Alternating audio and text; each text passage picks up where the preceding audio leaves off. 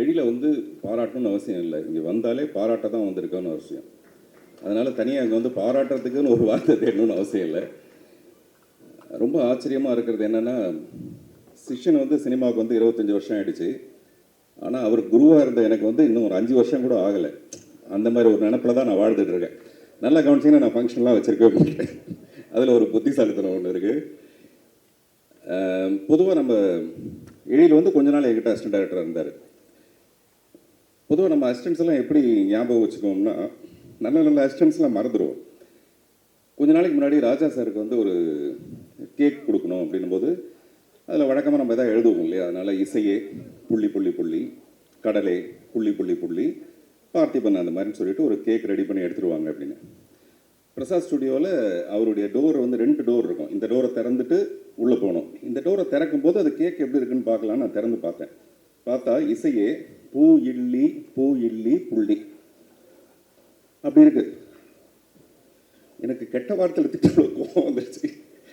யோ இல்லையா, அது இசையே புள்ளி புள்ளி புள்ளின்னா புள்ளி புள்ளி வச்சுருந்தேன். இல்லை சார், நீங்கள் எப்போவுமே டிஃப்ரெண்ட்டாக தானே எதையாவது யோசிப்பீங்க, அதனால் நீங்கள் அப்படி தான் சொல்லியிருப்பீங்கன்னு நினச்சி நான் எழுதிட்டு வந்தேன் சார் அப்படின்னு. இப்போது ஒரு 4-5 நாளைக்கு முன்னாடி இப்போ நான் புதுசாக பண்ணுற டீம்ஸ்னு ஒரு படத்துக்கு வந்து வேர்ல்டு புக் ஆஃப் ரெக்கார்ட்ஸில் வந்து அது ரெக்கார்ட் பண்ணியிருக்கு. அந்த ஃபஸ்ட் லுக் வந்து ஸ்க்ரீனில் சென்சார் சர்டிஃபிகேட்டோட ரிலீஸ் பண்ணதுக்காக அது வேர்ல்டு ரெக்கார்டு பண்ணியிருக்காது. அது என்ன அறியாமல் நடந்தது. ஸோ அதுக்கு ஒரு ஃபங்க்ஷன் ஒன்று வச்சுருந்தோம். அது சின்ன இடம். அது சார் இந்த இதெல்லாம் எங்கே வைக்கிறதுன்னு கேட்டாங்க. நான் சொன்னேன், வழக்கமாக இந்த கல்யாண மண்டபத்தெல்லாம் பன்னீர் தெளிக்கிறதுக்குன்னு ஒரு இடம் இருக்கும்ல, நுழைஞ்ச உடனே அந்த இடத்துல இதை வச்சுருங்க அப்படின்னு. அன்றைக்கி காலையில் வேகமாக அந்த அசிஸ்டண்ட் ஓடி வந்து, பன்னீர் சொம்பு எவ்வளோ பெருசு வாங்கணும் சார் அப்படின்னு கேட்டார். எதுக்குங்க பன்னீர் சொம்பு?